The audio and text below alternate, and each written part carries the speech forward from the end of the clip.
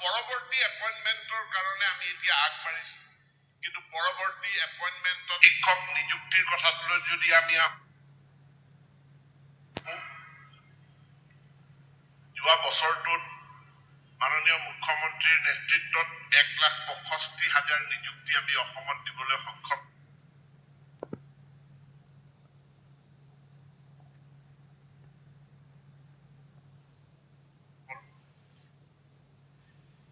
বিদ্যালয় শিক্ষা আৰু উচ্চ শিক্ষা বিভাগ দুইটা যদি আমি মিলাও 91,655 গৰাকী শিক্ষক লগতে অনা শিক্ষক আমি বিদ্যালয় মহাবিদ্যালয় বিলাকত আমি এপইণ্টমেণ্ট দিবৰ কাৰণে সক্ষম আৰু পৰৱৰ্তী এপইণ্টমেণ্টৰ কাৰণে আমি এতিয়া আগবাঢ়িছো কিন্তু পৰৱৰ্তী এপইণ্টমেণ্টত আমি কেইটামান কথাৰ কাৰণে কেইটামান দিন আমি ৰখিব লাগিব কাৰণ ইয়াত বিশেষকৈ পিছপৰা অঞ্চলবিলাক চৰ অঞ্চলবিলাক পাহাৰীয়া অঞ্চলবিলাকত শিক্ষকৰ যি নাটনিৰ কথা বাৰে বাৰে উত্থাপিত হৈ থাকে তাৰ আমি এটা স্থায়ী সমাধান বিচাৰো যোৱা চৰকাৰখনৰ দিনত এইখন বিধানসভাতে মই উল্লেখ কৰিছিলো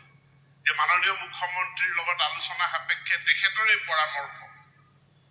যে বাৰে বাৰে সিংগুল টিচাৰ এখন বিদ্যালয়ত আমি 2-3 শিক্ষক নিযুক্তি দিওঁ হঠাৎ 2-3 মাহ পাছত চেয়াৰমান আলী ডাঙৰীয়াই অথনি কৈছে ইয়াতে আহি কৈ গৈছে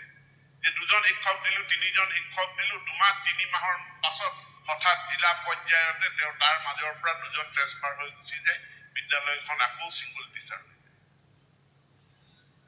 আমি এটা মিশন ড্ৰাইভ লগাই পেলে আমি সিংগুল টিচাৰ বিদ্যালয়ৰ সংখ্যা কমাই দিওঁ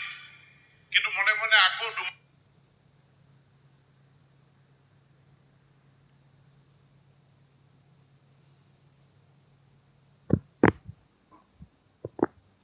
তিনি মাহৰ পাছত সিংগুল টিচাৰ বিদ্যালয় সেইবিলাক হৈ যায় অৰ্থাৎ জিলাখনৰ ভিতৰতে হোৱা ট্ৰেন্সফাৰৰ জৰিয়তে বিভিন্ন কাৰণত এতিয়া আমি এটা ব্যৱস্থা কৰিব বিচাৰিছো যে দূৰৱৰ্তী অঞ্চলৰ যিসমূহ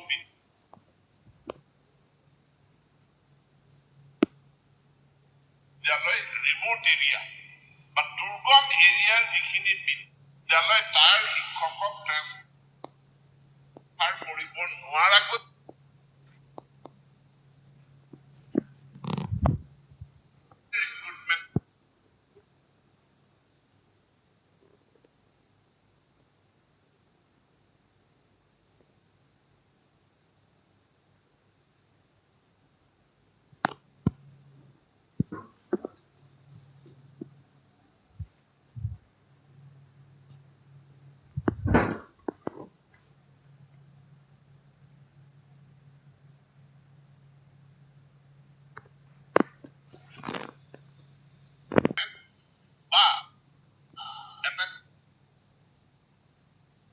ক্লাস্টাৰ স্পেসিফিক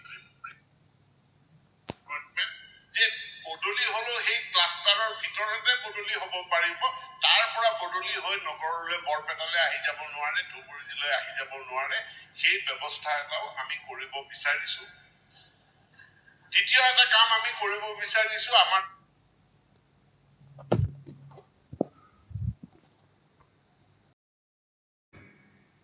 আমাৰ বিজ্ঞান গণিত আনকি ইংৰাজী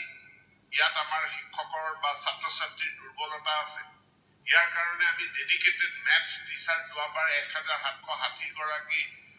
অংকৰ শিক্ষক অধ্যক্ষ মহোদয় আমি নতুন পদ সৃষ্টি কৰিলো অৰ্থাৎ পুৰণি পদকে আমি কনভাৰ্ট কৰিলো মেথমেটিক্স টিচাৰ হিচাপে ইয়াক মোৰ অধ্যয়ন মতে ইয়াক আৰু কৰাৰ প্ৰয়োজন আছে অৰ্থাৎ আৰু অধিক সংখ্যক শিক্ষকৰ পদবী এমই সেকশনত আৰু হাই স্কুল সেকশনত আমি তাক ম্যাথছ টিচাৰলৈ সায়েন্স টিচাৰলৈ ৰূপান্তৰিত কৰিম অৰ্থাৎ নতুন পোষ্ট ক্ৰিয়েট নহয় পোষ্টৰ কনভাৰ্সন হ'ব আৰু তাৰ কাৰণে আমি কেইটামান দিন আমি